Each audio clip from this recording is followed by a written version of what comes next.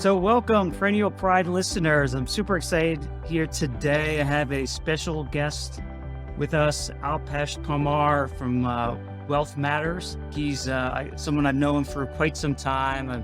I've got the pleasure to know him and really impressed about his background. And I think you're going to get tremendous amount of value out of his insights and what he's going to share with you today. So Alpesh, welcome.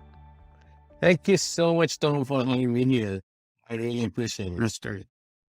Yeah, no, I'm really excited. I appreciate you spending some time with me. I'm going to dig quite a bit into your brain and your journey along your financial path and you're just a life path. It's just fascinating to hear kind of how you started off and how you got to where you are. And the really cool part about it is that I was back in the day on Alpesh's podcast, Wealth Matters, and I highly encourage everyone to go check that out. There's tons of information. He's been doing it for a lot longer than mine. So a lot of great material, but I got to join him on his podcast to talk about college funding for all things. Yes. So one of those big things that, and we had a lot of fun chatting about some fun stuff, but I got to share. Remember that, Alpesh, the one story, which I love the question you ask is like something that people wouldn't know about you or something unusual. Yes. Yeah. Something funny. So I got to share about my palm reading that I had when I was a youngster, that I'm going to be rich and wealthy someday. So, we're getting there. We're getting there. So on the flip side, let me ask you that question. Tell listeners here something about you before we get started on some of the details, something unique about you and your past that you think maybe most people don't know or appreciate. So it's funny. I can now wear the same pants and shirts I was wearing 25 years ago. Wow. So when I moved to US, I turned vegan about 7 years ago, and now I'm pretty much on whole food, plant-based, no oil. So I try to eat really healthy. I work out, and I always think about others. And so me turning vegan had less to do with my health and more to do with planet and animals. So I love animals. I love planet. So that's something you can't even think about. But I never drank in my life. I don't smoke. So people say I'm boring. You're not boring. You're not boring. No. That's great. No, I my wife's gonna love this because she's vegan and she's been in it for a long time. I can't believe she's still on it, but for similar reasons, and you guys will buy it a lot. So if you got any good vegan recipes, don't. Oh yeah, awesome! I was just cooking this morning my own version of tortilla soup, and my kids love it. Awesome. Have you gotten them to at least try some of your Oh, mostly we eat because we are Indian, right? So we eat vegetarian anyhow. And vegetarian means you don't eat seafood either, right? American definition of vegetarian is different. Indian definition or Asian definition actually is like vegetarian means you may eat dairy, nothing else. So they only do dairy anyhow. So it's very easy for us to transition. That's how it was very easy. I was vegetarian pretty much most of my life. So it was a smooth transition. Wow. Well, okay. Well, we'll have to have you back on another podcast just to talk about your healthy eating and lifestyle because, listen, I talk about this all the time. We can have all the money in the world. We don't have good health and, all those other things, relationships. It's almost like being in poverty. Yeah. In a lot of ways. Exactly. And I don't want to take away the questions you want to ask, but I'm working on this triangle and I tell everyone it's a triangle. The one is the physical health, right? The financial health, which is the wealth. And the third is the mental health / family, right? If you don't have one of this, it's not going to work. It doesn't matter how good you are in the physical shape, how much money you have, but if you are not mentally happy, if you don't have family and friends, then that's not going to work. So you got to balance this out. And it's hard for me and you and everyone to do that, right? Because I'm also crazy about fitness. I'm fitness fanatic. I work out 5 to 6 days a week, I'm working on my triathlon. So it's very hard to balance everything, but it's so important. No, that's great. No, I love it. It's, and we'll get into to that too, because it's training your mind and Yeah. your body and spirit, and some of the things you're doing in the financial space, probably because you have all those things, gives you the energy and power to do all those things, right? To investigate new Yep. investment opportunities and continue to put forward. So it's all part of the same puzzle. So I agree with you. I love the triangle concept. But so before we get to those some of those details, why don't you share with the listeners just a little bit about your background? I know you're from India. You kind of alluded to that and immigrated here, but tell our listeners a little bit about your journey and really fascinating stuff and kind of how it sort of migrated you into the investment world that you kind of live and breathe today. Sure. So, of course, I immigrated here back in January of 2001. So, a while ago, came at the worst time possible. So, this would be my third recession, the upcoming, or I think we are already in it almost. But the 2001 was the worst one for IT professionals, right? And I Mhm. came as, so I couldn't find work, so I had to, of course, dig deep. And I came here with $500, but I started doing my master's in computer science. And by the time I graduated, I had zero debt. Right. So again, just that I thought I'm gonna make it up, right? So when people tell me that, oh, I was a student and I have now 100 grand worth of loan, I'm like, how? How do you have a more loan and you are taking another 10 years to pay it off? If you work hard, no one can stop you, right? So I had zero debt, and people don't believe me because I had no backing. I came here with $500. I didn't know anyone. I had no idea what to do in this country. It's just with the help of some friends, and I kept working. I was working at a liquor store, to a restaurant, to a 7-Eleven store. And I can't believe when I look back, I was getting paid $6 an hour. And in my IT world, I was recently charging $150 an hour. But long story short, I somehow, again, I was not cut out for it. I was an average student. I never said that. But somehow I finished my master's with 4.0 GPA with no debt. And, I thought now it's a smooth sailing. So I, I continued. Yeah, it was, and I got married. It was all pretty good. My wife also started working. And then 2009 comes. We are expecting our first child I still remember the day, November of 2009. But July of 2009, I got laid off. So that's when I was like, I got hit by the bus, right? So, you're expecting your first kid. I just bought a house 2 years ago at the peak of the market in Bay Area, San Francisco Bay Area. And my wife, we had decided that my wife will not work for some time because we want to focus on the family. So there was no income, there was a mortgage to pay.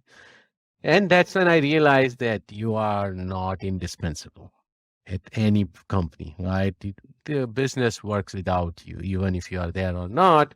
So I had to look for work for a couple of months. And then finally, I found a consulting gig. And that's when it all started. I'm like, consulting means you are your kind of your own boss. So then in a year, I started my own IT business. And since then, I have not worked full time for anyone else other than myself. Mhm. So that's when all the mindset started changing, that I don't need to be working for someone else. First, I can build my own business. And this country, that's the biggest thing about this country. I love this country. I'm a US citizen now. It's a land of opportunities. You get so many chances. People complain, but every day, if you see, there will be another chance. It's your choice if you want to take that chance or not, right? Means there is one, when life closes one door, there is another door. But sometimes we are stuck. We are like, oh, I can't get out. No, you can. You just got to kick that door open. That's great. And that's what happened. Yeah, I suspect you kicked it open. Like especially even going back to your college days, like that story with getting out with no debt, the amount of work and effort and persistence you had to have just to get through that. Like people are probably just amazed. It is amazing, right? Especially in this day and age. Right? Yes. Something that's impossible unless you get some, massive scholarship or something, or you're on the football team, right? Yeah, no, I was I was an average student. I was an average athlete. I had never worked out in my life before I turned 30, but suddenly, so now of course I work out. But it was funny at that time I was working 12 hours a day plus I was doing my masters, so about I was spending at school about 30 to 40 hours as well. So those were per week. So those were some long days, nights. I mean, that's what I know. I know you're very active today. We'll get into some of the work in your business now, but so this work ethic has probably just been something that's been a part of you for your life as you kind of came over from India. Yep. So with that, you figure out hey, there's an entrepreneurial bug that you started to realize, right? You saw the opportunity. So the consulting gig gets going. Tell me, now you experience the second recession, right? In your short time Yes. being in this country. So the boom and bust cycles, right? And to your Yep. point, we could smell another one coming, who knows when. Yes. So how did you got into, how did you get into other things outside the stock market? You noticed something maybe wasn't quite right for you there. Tell me more about that. No, that's a great question. So, in no way, Tom or I are saying that you should not invest in stock market. But you have to keep your eyes and ears open to everything else other than Wall Street. There is so many ways for you to invest and diversify. Diversification in stock market does not mean that you invest in Nasdaq, S&P 500, and you are done, or maybe Russell. So then 2011, the market, we saw that it's still correcting, and knock on wood, we were doing good. So 2011, I decided that we should move into a bigger house. So but my previous property or my townhouse, I couldn't sell because it was still 30-40% underwater. So I had to rent it out, right? Again, every time when something happens, we start complaining. But if you start thinking about what you could change it into, right? So like when I got laid off, I was able to start my business. When I couldn't sell my property, I had to rent it out, and I started thinking like a real estate investor. Like at first we were worried, oh, how are we going to cover mortgage, this, that, and then I rented it out. I'm like, okay, I'm kind of making little bit of money. Then we filed the taxes, and looked at depreciation. I was like, oh, I'm not gonna pay any taxes on this money. So it continued, right? So I mean, it changes your mind and opens your mind to a lot of different possibilities. And so in 2015, I said, okay, Bay Area, I'm not able to get much cash flow, but I'm pretty sure there are other states or other towns, or cities where I can make it work. So I sold this property. Of course, my wife complains that you shouldn't have sold. We would have tripled our money by this time, but that's a different story. Now, my goal was cash flow, right? And by 2015, I read Rich Dad Poor Dad. Of course, everyone does. And then I read the next book, Cash Flow Quadrant, and that's the book I recommend everyone. Rich Dad Poor Dad is a good start, but I think it would be good for a college kid. If you're already in your late 30s, 40s, I would say Cash Flow Quadrant is the book where he talks about investing for cash flow. And then 2015, I just kept thinking, I need multiple streams of income. I got to have more than one stream of income, which continuously coming even when I'm sleeping, right? You should be making money while you are sleeping. If you are not, then you are doing something wrong. So that's when, I started investing in real estate. I sold that property, started investing in out of state, and started learning more about how to invest in out of state. And that's when, it just opened up my mind.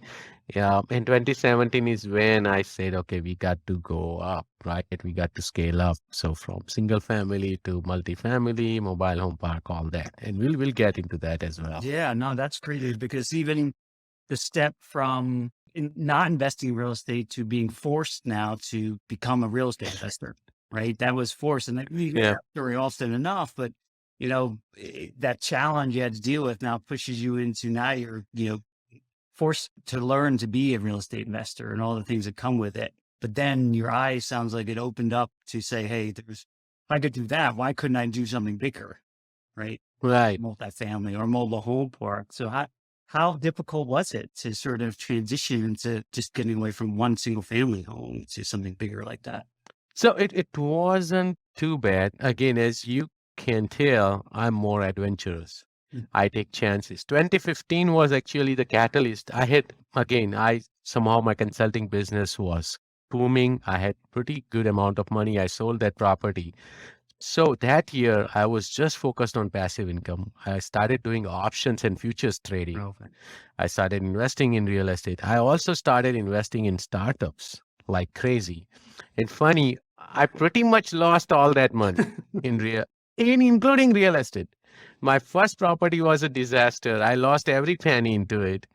I lost money in the options and futures trading, startups as well. Everything just started. I'm like, okay, I'm doing something wrong because I realized then that I was doing too many things at the same time.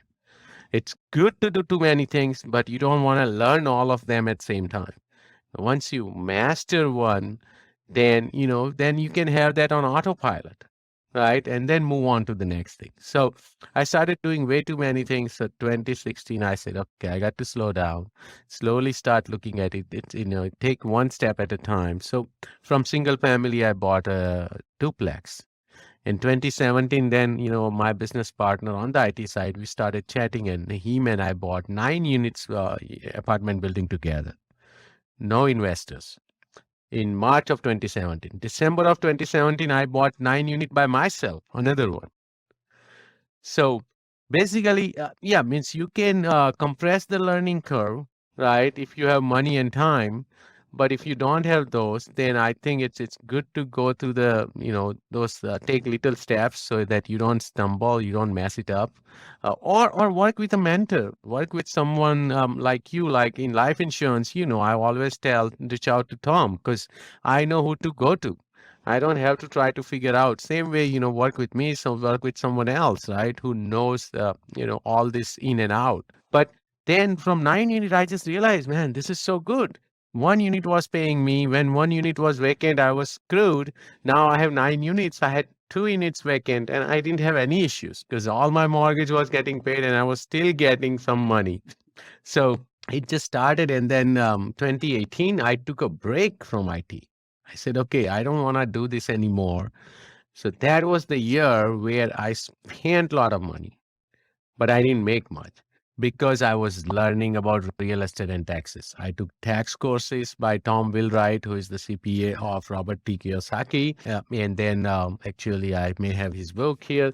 And then I also attended all the real estate conferences, multifamily, apartment building, multifamily to mobile home parks all over US. I would just fly there, Dallas to Atlanta to wherever it is, Colorado. And the goal was to learn, of course, but the bigger goal was to meet people who were ahead of me, who are in the same journey, how they did it, and build a network, right? And that was the catalyst that year where I just said, okay, it's okay for me not to make money, but I want to learn and I want to meet as many people as possible. That's when I launched Wealth Matters podcast as well, because I had networked and I had found enough people who would be on my podcast.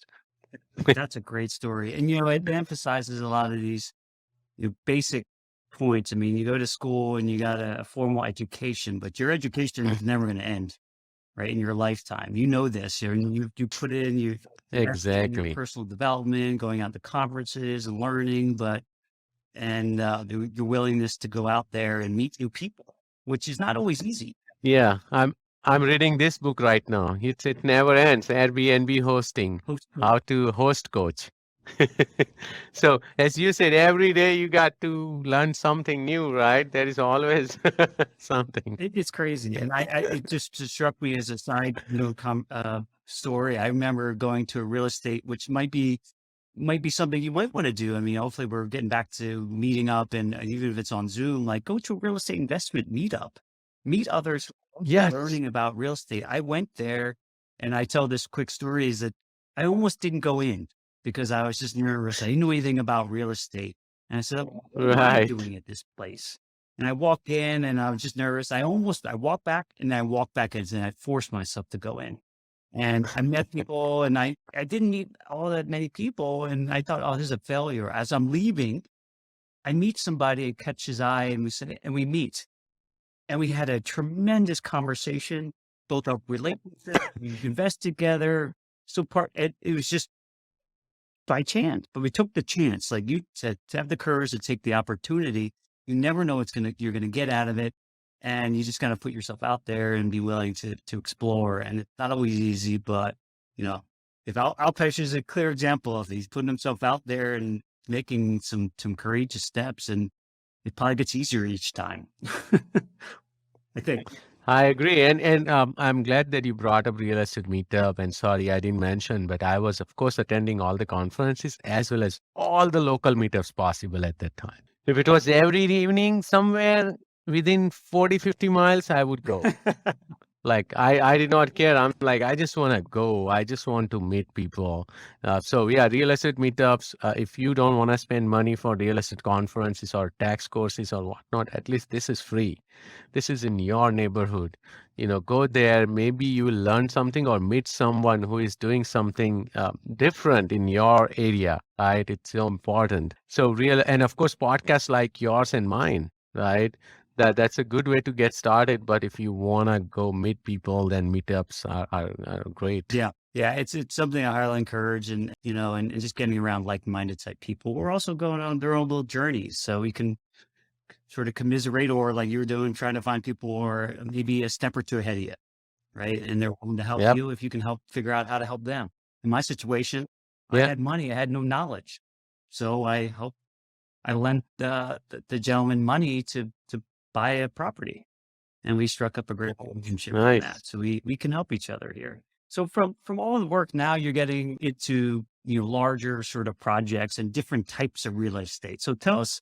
I know in your world now, you run investment groups and you're sharing a lot of these investments. You're actually organizing these investments and bringing them up to investors. Tell me more about that because I know there's probably a lot of people in this group who maybe never even heard of some of these investments. Oh, thank you for bringing that up. So as I started investing and getting bigger in 2017, and I started telling my friends that this is what you got to do. Can't rely on your job. And then some friends will ask me for advice. They would want to buy property on their own. They would, reach out to me. So, and after a while, I would say everyone who reached out to me, maybe 10% would buy a property within a year, right? And most of them won't do anything because they don't have time. So then the idea came. They're like, oh, you already know this. You want to do this. You enjoy this. Why don't you just, buy and we'll invest? Why don't you take care of everything? So that's when the idea came, right? And which is understandable, as you said, that you had money but no knowledge, right? So when I started, I had the same thing. I invested with others too. Same way like people are investing in my deals. I have so far invested in about 8 deals which are not my deals. Because I didn't know about that particular area. Because real estate, that's another beauty of real estate is that it's market agnostic, right? So if Brexit happens, stock market will correct here. But if Brexit happens, real estate does not correct here. Or even if something happens in New Orleans, flooding, Houston, that doesn't mean that in New York or San Francisco, the real estate will go down, right? They are totally different. And not only that, the type of real estate differs as well, and that's also not dependent on the market. So once I realized that in real estate you can diversify by market as well as asset type, I'm like, boom. This is what they tell us about diversification, but then you are still stuck with the stock market, right? So now I can invest in single family, multifamily, mobile home parks, senior housing, self-storage facilities. You can lend money, become a note owner, right? Laundromats, parking lots, car washes. There's so many avenues. Actually, I'm looking at a lot of them right now. Industrial warehouses, triple net retail.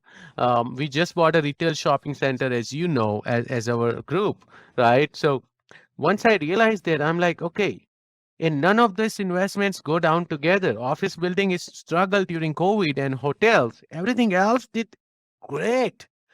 Actually, apartment buildings did amazing. Mobile home parks, senior housing got clobbered for 6 months because people were scared. But senior housing is back with a bang right now. So once I realized that, I'm like, okay, I know recession is coming. Inflation is helping with all the rent and whatnot, but recession is coming. You got to diversify. So this is what I do. I find a good deal or a good operator to work with.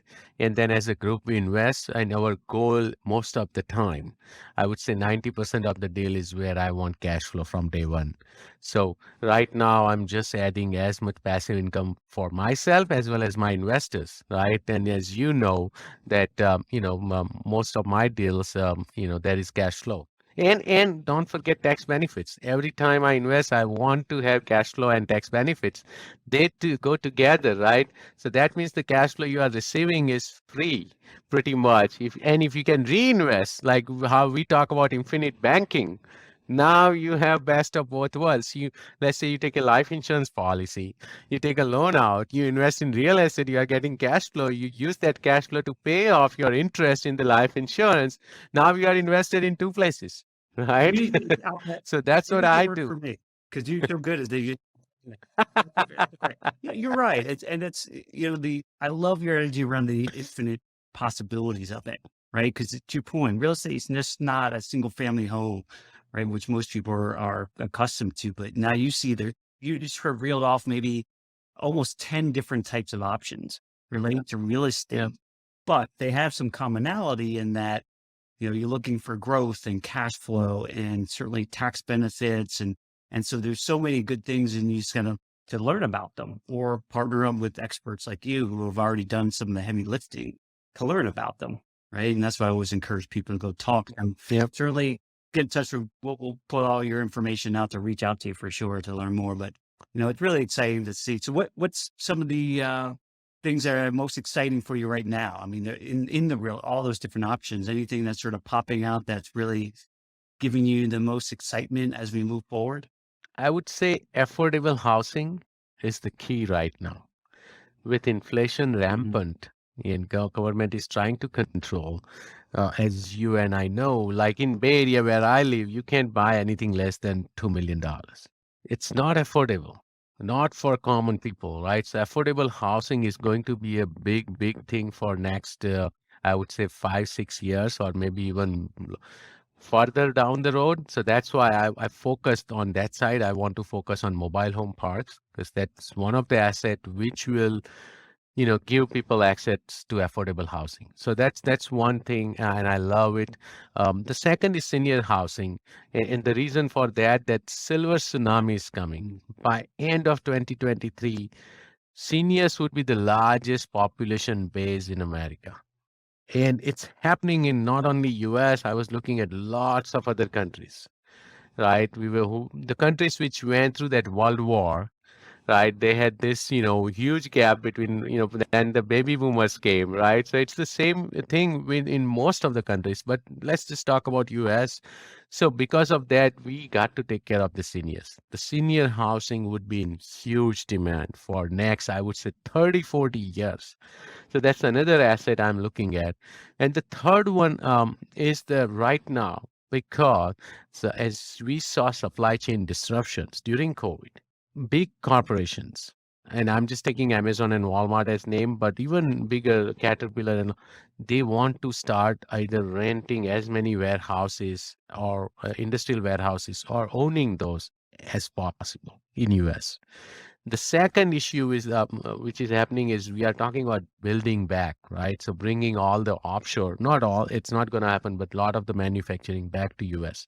That's again going to require industrial warehouses. So right now, I'm actually working on the new deal, which I will be launching next week, most probably in a week or two, buying triple net warehouses where you don't. Triple net means as an investor, we don't do anything.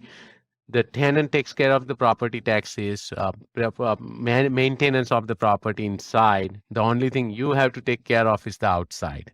Everything else, they take care of it. They take care of paying electricity, of course, all the utilities, and you just make money sitting there doing nothing. So I like industrial warehouses. That's another thing which will be booming for, I would say, long, long time, till we realize now it's time to, send a lot of these jobs back to other countries. But right now, I think those three assets are going to be huge. And of course, I invest in crypto as well, as you know, and we can talk about it if we Yeah, have no, time. I'd love to. Yeah, no, it's fascinating because in the world of so one real estate. So thanks for kind of the insight where things are going. I agree with certainly. Everyone's got recession on their minds, and what can you do to recession proof your wealth? And people do need a place to live, right? That's a fact. Yep. And having affordable housing is, to help serve our fellow Americans, right? And so I love that you can build wealth and still help a lot of good people at any time, like Yes. providing them some great housing. And I'm glad, sorry to interrupt, I'm glad that you brought that up. So every time I invest in real estate, I'm always thinking about doing something good. It has to be impact investing. You and I, all of us want to make money, but I don't want to just make that money by making that affordable housing available or giving them a nicer property to live in, right? Not a ghetto, not a rundown property. We take a rundown property, add value, and then it's much nicer for them to live in with family. Senior housing, same thing. I try to focus on A Mhm. class properties, like these are high end, really nice, so that they enjoy their last few years. Maybe it's 10, 20, 30 years, whatever. Maybe they couldn't enjoy before because they are working really hard, but now that it's their time, if nothing else, spend time with the same age group people. They don't need to worry about meals. They don't need to worry about that someone has to drive us around. They can just relax and No, I enjoy. agree. That's why I always knew we were like-minded. I mean, you think about, providing service and care about our fellow, neighbors, right? And people around us or communities. I mean, doesn't really matter if I'm just making money and they're suffering, right? Over there, over Right. them, that doesn't feel that great. So I thought the other, year back, and I have a small single family home, and I felt like wasn't serving them as tenants well enough, and that was my fault. And here they are raising their families, having experiences, and like I need to respect that, right? This is their home, right? And Yep. I need to do better. So I appreciate kind of where you come from. So that's great. Yeah. So, let's shift gears for a moment here because I do want to talk a little bit about crypto. I mean, and you're my first entry point in learning more about, so I appreciate all your help in getting me up to speed. But, tell me just a bit of how you got into crypto and kind of what are some things that you're doing in that space. Oh, that's good. So funny, even crypto started back in 2017 for me. Actually, 2015, I invested in Bitcoin and Ethereum. And don't ask me if I have those. I don't have those coins anymore. I sold when I doubled, so that's a whole different story. I'd bought a Bitcoin at $400 and Ethereum at $12. So, but 2017 is when we, four of us, four partners, we started our own mining business, cryptocurrency mining business. So, because I believed in the technology, I knew it is in infancy. So we knew we were gambling at that time. But I thought the blockchain as a technology will take over the world. It may be 10, 20 years. I didn't know it would be much faster than that. But that's what got us started. The bear market hit in 2018, 2019. We got out of that business. Again, wrong decision.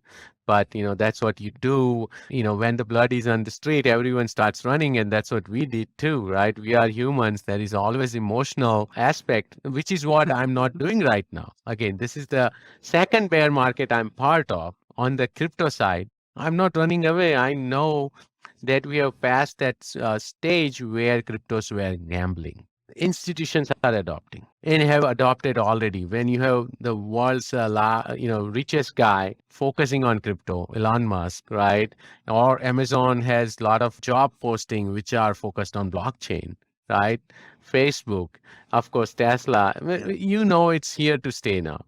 Of course, it's an asset which is very volatile and it will be volatile for a long time. till the masses start accepting. And the reason is, it's again, I'm not an expert, but I was listening to a lot of the experts, like MicroStrategy guy, right? Michael Saylor, and even Elon Musk, Kathy Wood, and a lot of others in the industry. And they kept comparing cryptos to the .com from 95, right? It was so volatile for those .com companies, right? They went 95 to 98, 99 was so good. And then suddenly the market crashed and a lot of those companies disappeared. But remember the companies which survived, Amazon to Microsoft to Apple. And if you were in those companies, you wouldn't have to work right now, right? They went 1000x, 10,000x, some of those, right? But a lot of them did not survive as well. So I think we are going through exact same transition right now. The 2018, 19 bear market was different because it was just trying to get rid of most of the cryptocurrencies, and pretty much Bitcoin and Ethereum survived. So those were the gold standard. But now it's more of a consolidation and acceptance phase, right? Because El Salvador started accepting Bitcoin as and made the legal tender. I know Brazil, some part of Brazil is going to happen. Some of our states are going to pay their salaries in Bitcoin, right? For some of the state employees. The New York mayor wants the salary in Bitcoin, right? So he said that he will start taking salary in Bitcoin. So things are changing. I know it's not a good time.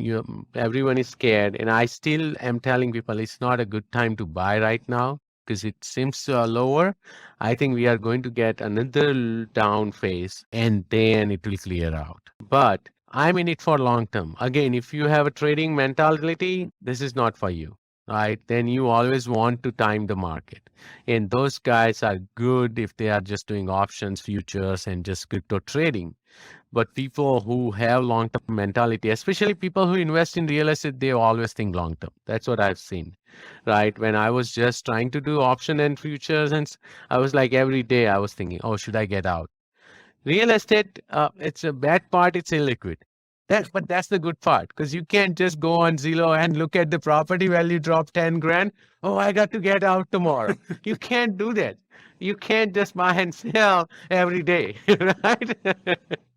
And that's a good and bad, right? You can, if you really need the money, you can't get out. But I think that's forcing me to stay invested, and that's showing me the power of long term investing. Warren Buffett, the best, the largest stock market expert, or the biggest guy, he doesn't invest in and out. He doesn't go in and out. He's investing in the business, not in the stocks.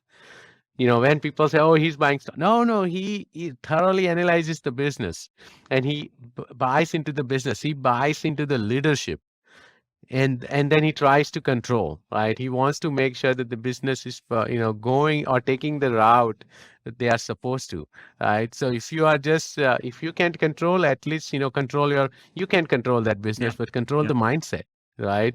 That you can, the emotional, use your emotional intelligence and try to stay put. So, like, just talking about cryptos, we invest in a lot of Bitcoin mining infrastructure, right? We mine Bitcoin. And so just to take an example, when we started Bitcoin mining fund, the Bitcoin was at 60 grand. If someone would have bought Bitcoin at the time, they would be down more than 50% right now. But people who invested in Bitcoin mining, they are getting cash flow every month. And they also got tax benefits, which is what I mentioned before, that I invest for cash flow and tax benefits. And that was another reason for me to invest in Bitcoin mining, because I was able to write off or depreciate all the machines we acquired. So they are getting cash flow, but they don't have to pay tax on it. So they are actually not down like someone Right. who would have bought Bitcoin in the market, because they are accumulating Bitcoin at maybe lower cost, lower price, I mean, but they also got No, the that's why tax it's so write-off. big, and there's so much in there what you just shared. So thank for that. A few things that sort of jump out to me is the importance of understanding the time frame where you're thinking about for investing, right? Most people get very short term thinking, and like you said, which is a benefit of real estate investing, especially for where we're looking at it long term. we're thinking bigger, right? We're all going to go through these little bumps along the way, but thinking long term helps us stay calm and sort of logical in times of turmoil like we have today. So I love that part of it. And you got to know that. Like, there's anyone who's investors listening to this, that people ask me all the time, what should I invest in? And I said, well, what are you using it for? What's the investment for? Right? What's your time frame? What's the purpose of it? Because anyone can throw you whether you're looking for a stock pick or something of that nature, short term, but thinking about long term is where my head goes. And second thing I really love what you talked about was getting to know what you're invested in. Just like your example with Buffett, I think because he knows what's happening, he understands the people, the strategy of the business, he's de-risking his investment because he's getting to understand what it is that's driving it, not just making bets everywhere. And it's okay. Listen, I'm okay with making bets on things, right? As long as the core of what we're investing in is solid, we understand it, bringing cash flow, it's safe, or at least for portions of it. That's why I love life insurance. It's safe, and I have that to withstand the turbulence. And then you can shoot for some things, right? Try to get some home runs, and it's okay. But don't have all your money in the home runs that, the ones that have to hit home run.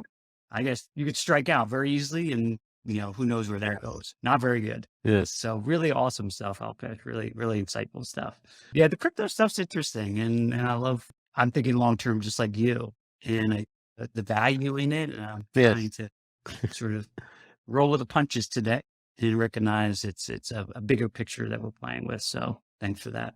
So what else? So we're kind of closing up here. We're almost at the top of the hour. So Alpesh, anything? So you have some things that are coming soon, so you can maybe share some of that, and I can share that with the listeners. Any of the projects that you might be throwing out there for investors, and you have an investor group. You would share a little bit more about that? Yes, sure. So as I said, we are working on an industrial warehouse fund where we are trying to acquire as many warehouses as possible.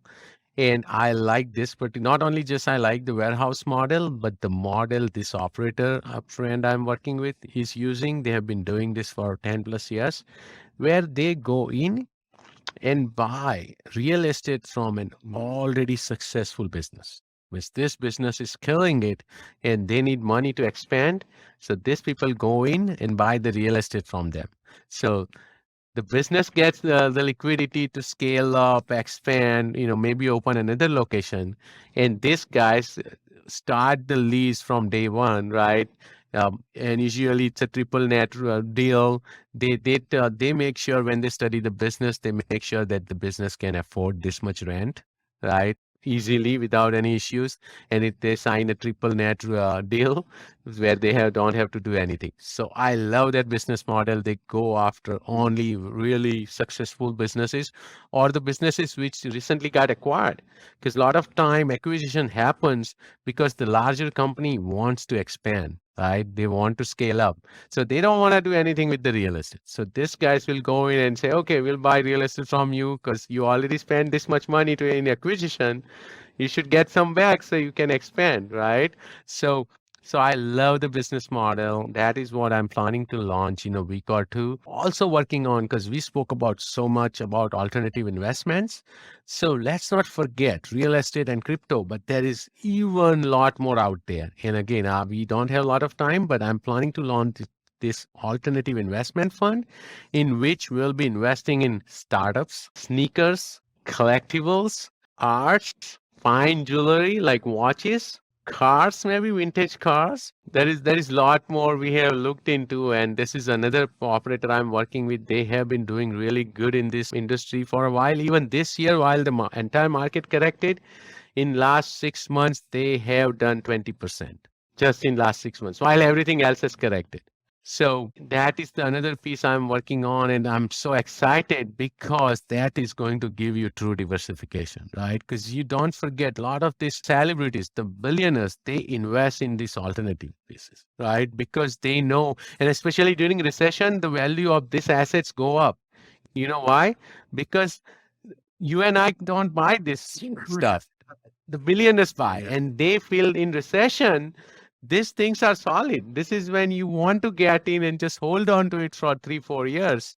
So just to give an example, I bought a piece of an art by Andy Warhol, I would say 6 months ago, and I was looking at the value. It's up 17% while everything else is down. And I was like, wow, this is crazy. So, of course, as you know, I try out first before I create the fund or before I start investing for other investors. So that was me trying out.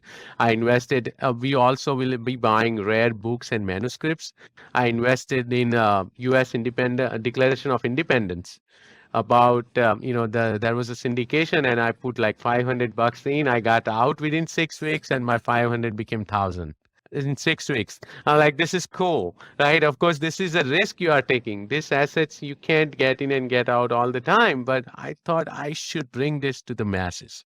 Not many people now. People started knowing about real estate and crypto, No, but that's not awesome. many people know about this. So that's Really another deal I'm fascinating. working on. Alpesh, we'll definitely have you back on to talk through some of those maybe even more beaten off the path options here, because I Yes. think those things have value, right? There's definitely opportunities there, and I love to learn about them and have people also in our listener base learn about, see what might be a good fit. But so Alpesh, where can my listeners learn more about you, your investment group, and investment group opportunities that are available? Where's best to reach you?